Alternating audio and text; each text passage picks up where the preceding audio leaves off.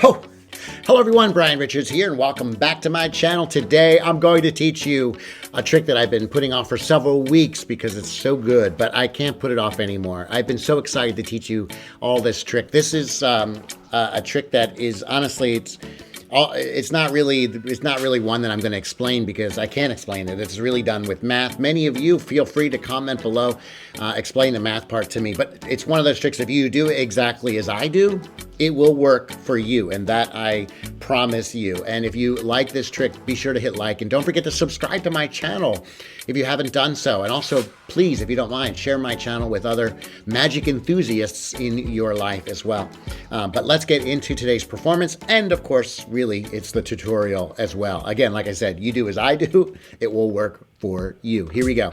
For this trick, you're going to need the 4 aces. 1, 2, 3, and 4.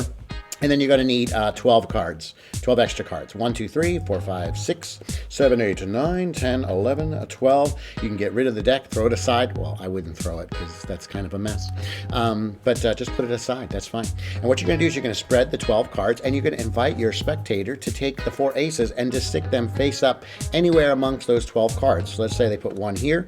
Maybe they put 1 here, 1 right around here, and maybe 1 down here. Just like that.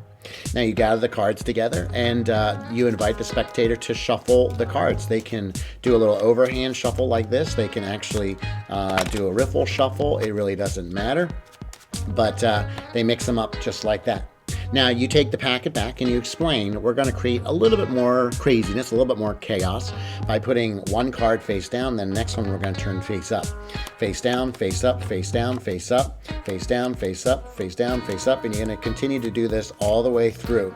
And what this is doing is it's kind of mixing up the cards even more. You can see there's some aces that are facing one way, and obviously some of the other aces are facing the other way. And of course we have all kinds of cards that are now mixed together, and some are face up and some are face down.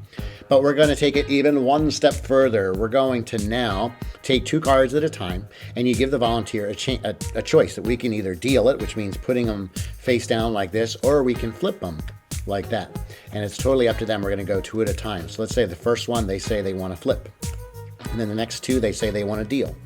And then the next 2, they say they want to deal. The next 2, they say they want to flip. The next 2, they say they want to flip. The next 2, they say they want to deal, maybe deal. And then the last 2, they want to flip. And again, you spread the cards, and you can see, look, even more craziness as the cards are strangely mixing up even more. Now what you're going to do is you're now going to create a grid going 4 rows, and you're going to kind of go in a Z formation. So first row we put across going right to left, 1, 2, 3, 4. Then the next row we're going to go left to right, 1, 2, 3, 4. Then the next right to left, 2, 3, 4. And then the last row left to right, 1, 2, 3, 4. Now you explain that this is totally in their control. You're going to begin to fold in the ends, and it's totally up to them. We can fold in this end first, this end, or this end. Which do they want to do? Let's say they want to fold in this end first. You fold these guys over like so. Then let's say they want to do this end next. You fold these guys over just like that. Then maybe they want to do this end. Fold them over. Maybe they want to do these ends next. Fold them over. And then maybe they want to fold this over again like that, like so. And then maybe they want to fold this one over like that. Now, my friends, once this is done, the whole entire trick is done.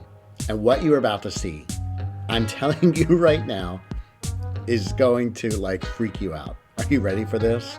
Are you sitting down? Check this out. Even with all the shuffles, even with it being completely in their control. Remember, they overhand shuffled it. They riffle shuffled it. We mixed them up even more by going face up, face down. They had a choice going by pairs. They could deal or flip them over. What you're about to see is crazy. Check this out. One little snap of the finger, and just like magic, all of the cards have completely fixed themselves except for the 4 aces.